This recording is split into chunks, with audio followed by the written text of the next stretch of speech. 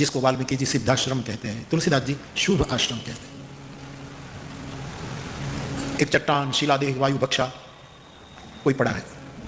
पूरे आश्रम में कोई छात्र नहीं है, गुरुकुल बंद है, गायें नहीं है, दुर्वांकुर भी उठ गए हैं। वहां भगवान राम के पैर रुक गए। ये तो राजमार्ग था, कई लोग आते जाते रहेंगे होंगे, लेकिन सब पास हो जाते थे, कोई रुका नहीं। परमात्मा ये कहें जो वहां रुका कि ये कौन है, ये कौन पड़ा है। विश्वामित्र जी से जिज्ञासा करते हैं कि महाराज ये कौन है, किसका आश्रम है। गौतम नारी शाप बस कह करके विश्वामित्र जी ने पूरी कथा सुना दी। आपके चरण रज चाहती है, कृपा करिए, उसके कर्म का हिसाब न करें, आपकी करुणा की महिमा बताएं।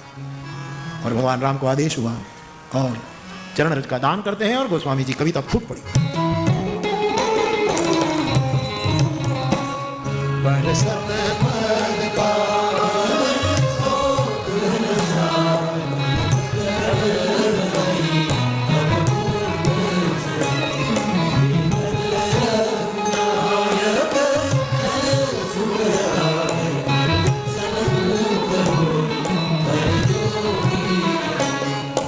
धूप, वर्षा और सर्दी, ये पत्थर अहल्या सह रही है, उस पर ताप आता है, कोई छांव नहीं।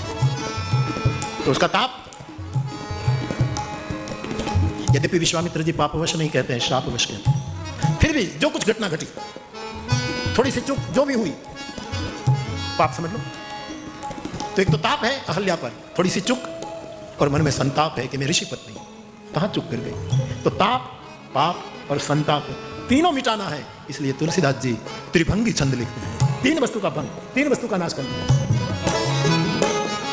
अति प्रेम अधीरा पुलक शरीरा, मुझे आवे बचन करी, जय बड़भागी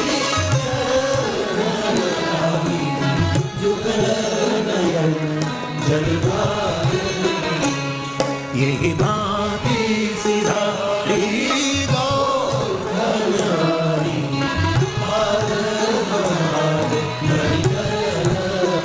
कुल मिलाकर अहल्या का उद्धार करते हैं। अहल्या की बेटी का नाम अंजना है।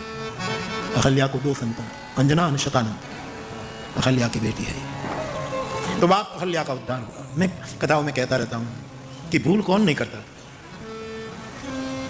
लेकिन भूल हो जाए तो अपने आप को इतना मत कोसो। जिस चंचलता ने भूल करा दी, अब इस चंचलता को पत्थर की तरह स्थिर कर दो कि अब दोबारा हम ये भूल नहीं करेंगे। तो अयोध्या जाना नहीं पड़ेगा, अयोध्या का राम तुम्हारे पास आ जाएगा कि मैं तेरा उद्धार। बहुत बड़ा आश्वासन, राम आएगा, पकड़ो।